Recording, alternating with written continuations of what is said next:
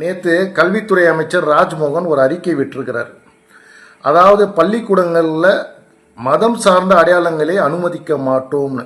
இவர் ஏதோ செய்யணும்னு நினைக்கிறார், ஆனால் அதில் வந்து ஒரு கிளாரிட்டி இல்லை. மத அடையாளங்களை வந்து அனுமதிக்க மாட்டோம்னா என்னன்னு எனக்கு தெரியல. நிறைய பேருக்கு அது புரியலை. இன்றைக்கி கிராமப்புறத்தில் வந்து பார்க்க போனீங்கன்னா வந்து ஒரு சாதி கயிறை கட்டுறாங்க, கீழ் ஜாதி மேல் ஜாதின்னு சொல்லி. நீங்கள் அதை ஒழிக்கிறேன்னு சொல்லுங்கள், நாங்கள் ஏற்றுக்கிறோம். ஆனால் பள்ளிக்கூடங்களில் அனுமதிக்க மாட்டோம்னா நான் கேட்குறேன், அப்போ ஒவ்வொரு பள்ளிக்கூடத்தில் என்னன்னா தேசிய கீதமோ தமிழ் தாய்வார்த்தை பாட வைங்க. இன்றைக்கி கிறிஸ்துவ பள்ளிக்கூடமாக இருக்கட்டும், முஸ்லீம்களுடைய பள்ளிக்கூடமாக இருக்கட்டும், இன்றைக்கி வந்து பார்க்க போனீங்கன்னா வந்து அவங்களுடைய கீதத்தை தான் பாடுறாங்க. அதை நீங்கள் தடுத்து நிறுத்த முடியுமா?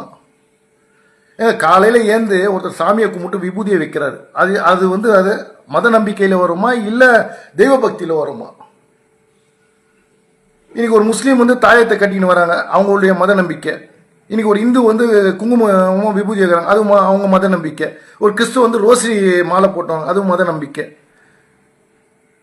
ஒரு திருவிழா காப்பு கட்டின்னு வராங்க, அவங்க மத நம்பிக்கை. இதை வந்து பள்ளிக்கூடத்தில் அனுமதிக்க மாட்டோம்னா எந்த விதத்தில் நியாயம்? ஏன் விளம்பரம் வந்து ஏன் மதத்தை வச்சு பண்றீங்க? நீங்க கொண்டு வந்திருக்கிற சட்டம் கிறிஸ்டியன் ஸ்கூலுக்கும் பொருந்துமா, முஸ்லீமுடைய ஸ்கூலுக்கும் பொருந்துமா, இல்ல அரசாங்க பள்ளிக்கு மட்டுமா?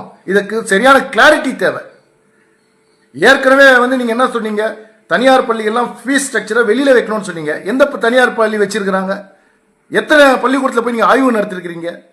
இன்னைக்கு நான் கேட்குறேன், இதே கிறிஸ்டியன் ஸ்கூல்ல எவ்வளவு ஃபீஸுங்க அதிகமாக வாங்கியிருக்கிறாங்க கவர்மெண்ட்க்கு அகேன்ஸ்டா? இதெல்லாம் வந்து உங்களுக்கு கேட்கறதுக்கு வழி இல்லை. திசை மாத்திரத்துக்காக வந்து மறுபடியும் இந்த மதத்தை கையில் எடுக்காதீங்க. இதை முதலமைச்சருடைய பார்வைக்கு கொண்டு வரேன். தயவு செய்து வந்து மக்களை திசை திருப்பத்துக்காக டிசைனா வந்து நீங்க வந்து விளம்பர மாடல் அரசு மாதிரி செயல்படாதீங்க. மாணவர்களுடைய கல்வியில விளையாடாதீங்க. ராஜ்மோகன் வந்து இதுக்கு சரியான கிளாரிட்டியை வந்து விளக்கணும்னு சொல்லி நான் தாய்மொழியும் கேட்டுக்கிறேன். ஜெய் ஹிந்த்.